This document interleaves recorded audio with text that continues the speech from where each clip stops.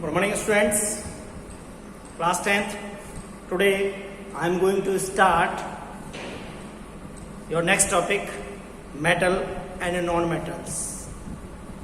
Before this, in chemistry we have completed chemical reactions and acid, base and salts. This is your third topic, and the main contents of the topic are, we will study properties of metal and non-metal, both physical as well as chemical properties, reactivity series and formation and properties of ionic compounds. So let's start metal and non-metal. There are 118 elements known at present. 118, 120 भी कह सकते हैं, 120 भी nature के अंदर discover है. आगे आप हायर क्लासेस के अंदर जाकर के पढ़ेंगे. And 120 is a inert gas. So there are 120 elements known at present. On the basis of their properties, all the elements can be divided into metals, non-metals and metalloids. जो 120 elements हैं, इनको इनकी properties के आधार पर हमने इन तीन category के अंदर डिवाइड किया है, metals, non metals and metalloids. So let's start. What are the metals? Metals क्या होते हैं? Metals are the elements that conduct heat and electricity. ये क्या करते हैं? Metals are those elements which conduct heat and electricity and are malleable and ductile. For example लेना चाहें तो आ जाएगा आपका iron, magnesium, silver, gold, etc. These are the example of metals. And metals are electropositive elements. metals जो होते हैं वो कैसे होते हैं? electropositive होते हैं because they can form positive ions by losing one or more electron. देखते हैं कैसे metals जो होते हैं वो electropositive होते हैं नेचर के अंदर because they lose. for example sodium क्या करेगा? एक इलेक्ट्रॉन को लूज करके क्या बनाता है? Sodium plus. As well as magnesium, after losing 2 electrons it will be changed into magnesium ion. So you can say that metals are electropositive in nature, that is atom, or this one is the ion. This one is the sodium atom. तो एक electron lose करेगा, क्या बनाएगा? Sodium ion बनाएगा. As well as magnesium, this one is the magnesium atom. After losing 2 electrons it will be changed into magnesium ions. And aluminium is the most abundant metal. aluminium, atomic number क्या होता है? 13. Symbol is air. सबसे ज्यादा nature के अंदर पाया जाने वाला क्या है? मेटल है. It is 8% of the earth crust. लगभग 8% ये कहां पाया जाता है? अर्थ क्रस्ट के अंदर पाया जाता है. While iron is the second most abundant. ये पहले नंबर पर आता है. सेकंड दूसरे नंबर के ऊपर क्या आता है? आपका आयरन, जिसका सिंबल क्या होता है? Fe. ठीक है जी. Which constitutes 5% of the earth crust. Aluminium earth crust के अंदर 8% पाया जाता है, वेयर एज आयरन जो है अर्थ क्रस्ट के अंदर कितना पाया जाता है? That is only in 5%. Now occurrences of the metals. Metals कहां कहां पाए जाते हैं और किस किस रूप में पाए जाते हैं? That is occurrences of the metals.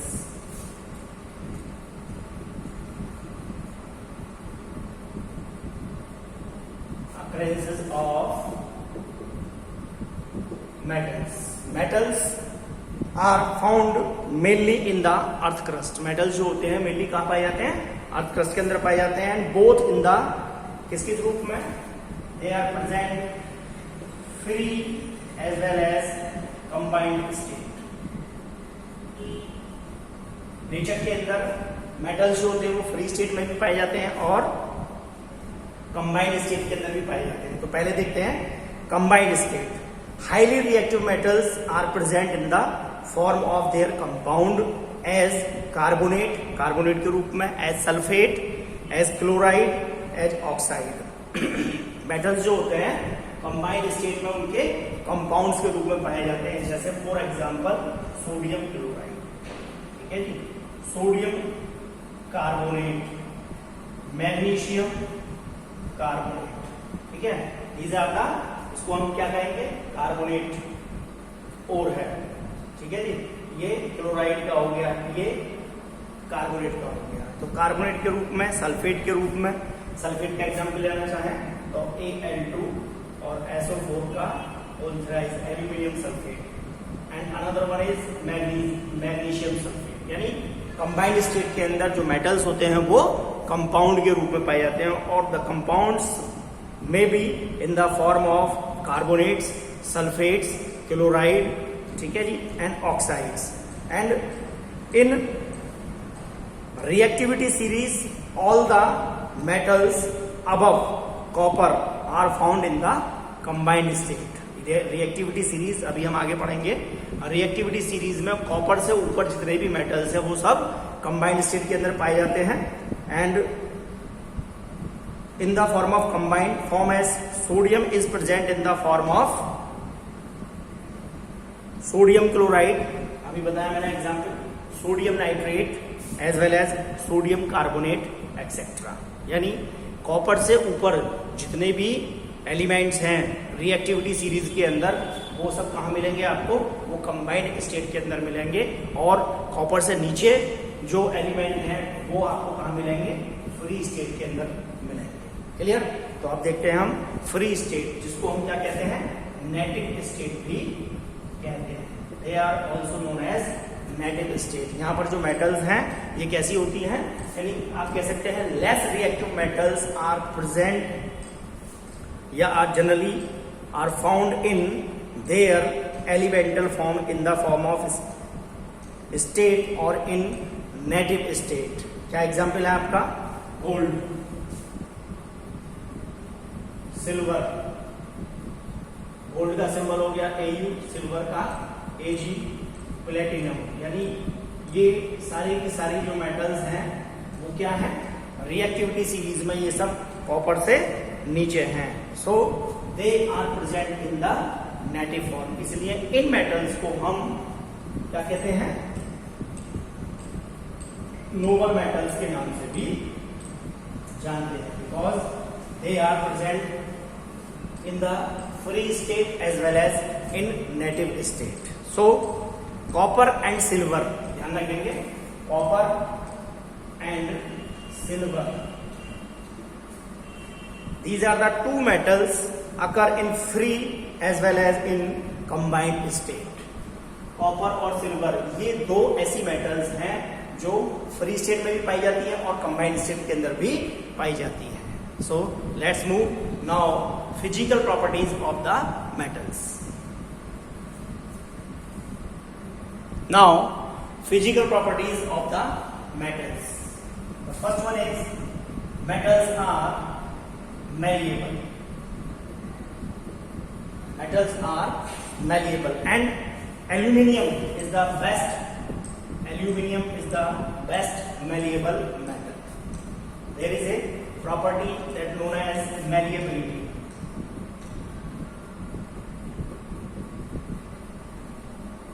Malleability is the property of metals in which we can change the metals into thin sheet by या थ्रो हैमरिंग, यानी हम मेटल को पतली से पतली चादर के अंदर कन्वर्ट कर सकते हैं, that is called malleability.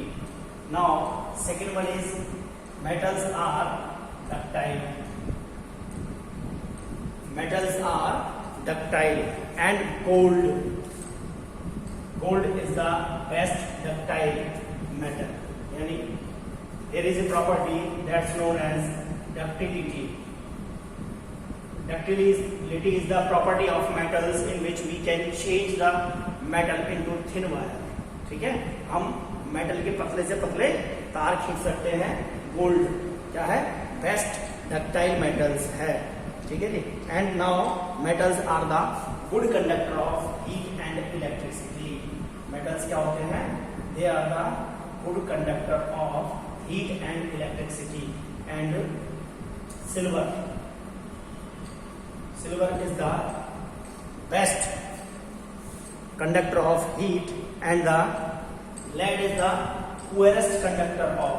lead जो मेटल होता है, lead is the, ये तो हो गया बेस्ट का एग्जाम्पल के लिए, poorest का एग्जाम्पल हो गया. lead is the poorest conductor of lead as well as mercury. lead और mercury, these are the two metals which are the poor conductor of heat and metals are the good conductor of the electricity. होते हैं जी electricity के good conductor होते हैं. और यहाँ भी आपका एग्जाम्पल क्या आ जाएगा? Silver. Silver is the best conductor and metals are lustrous. Metal के अंदर क्या होती है? एक विशेष प्रकार की चमक पाई जाती है एंड कैन बी पॉलिश्ड. हम उनको क्या कर सकते हैं? पॉलिश भी कर सकते हैं. इसलिए ये प्रॉपर्टी हो जाएगी आपकी लस्टरस. मेटल्स के अंदर एक विशेष प्रकार की चमक पाई जाती है और मेटल को हम क्या कर सकते हैं? पॉलिश भी कर सकते हैं. Metals are generally hard except. Metals कैसे होते हैं? हार्ड होते हैं जनरली, लेकिन इसको छोड़कर sodium and potassium which are the soft metals and the metals sodium and potassium are such type of metals then we can cut with the help of a knife. हम इसको चाकू की सहायता से आसानी से काट सकते हैं. मेटल्स आर स्ट्रॉन्ग, यही आ जाएगा आपका, except sodium and potassium. Whereas next property is metals are solid at room temperature. जो मेटल्स होते हैं वो कैसे होते हैं? कमरे के सामान्य ताप के ऊपर सॉलिड स्टेट के अंदर पाए जाते हैं, except mercury which is a liquid at room temperatures. Now metals have high melting and boiling points. metals के क्या होते हैं जी? हाई मेल्टिंग पॉइंट और बॉइलिंग पॉइंट होते हैं, except sodium and potassium. They have the lowest melting and boiling point. Clear? And metals are sonorous. ये this one is the another property in which metals को यदि हम क्या करते हैं? पीटते हैं तो ये एक विशेष प्रकार की आवाज उत्पन्न करते हैं. सो इसलिए कहा जाता है कि मेटल्स कैसे होते हैं? ये सोनोरस होते हैं. And metals usually have silver और ग्रे कलर. ठीक है जी. मेटल्स कैसे होते हैं? या तो सिर्फ ग्रे कलर के होंगे या, ठीक है, और इसका जो एक्सेप्शन है वो है आपका कॉपर एंड गोल्ड. क्यों? क्योंकि इनका जो कलर होता है वो अलग होता है. So these are some physical properties of the metals. Now before studying the chemical properties we will study about the reactivity series. Reactivity series को हम देखते हैं क्योंकि बहुत ही इंपॉर्टेंट है. यानी इसके अंदर हमें क्या देखा जाएगा कि रिएक्टिविटी सीरीज क्या है? Reactivity series is the arrangement of metals in A vertical column in the order of decreasing reactivities is called reactivity series of the metals. Reactivity series of the metals. So let's see reactivity series of the metals. Let's see a reactivity series. Reactivity series मैंने अभी आपको बताया the arrangement of metals in a vertical column. The arrangement of metals in a vertical column in the order of decreasing reactivity. Decreasing reactivity ये क्या है? यानी सबसे highly reactive metal है और ये प्लेटिनम क्या है? Least reactive metal. Clear? Decreasing reactivities is called reactivity series, जिसके अंदर टॉप मोस्ट क्या आता है? लिथियम आता है. कई बुकों के अंदर आप इसको चेंज देखेंगे, लेकिन इसमें आपका कंफ्यूज नहीं होना है. ये आपकी बुक के अंदर यही रिएक्टिविटी सीरीज मिलनी है और आगे यही आपके काम आनी है। तो इसमें आपने कंफ्यूज नहीं करना है कि बीच में एक आध मेटल और आ गई है, तो उससे बिल्कुल भी आपने कंफ्यूज नहीं करना है।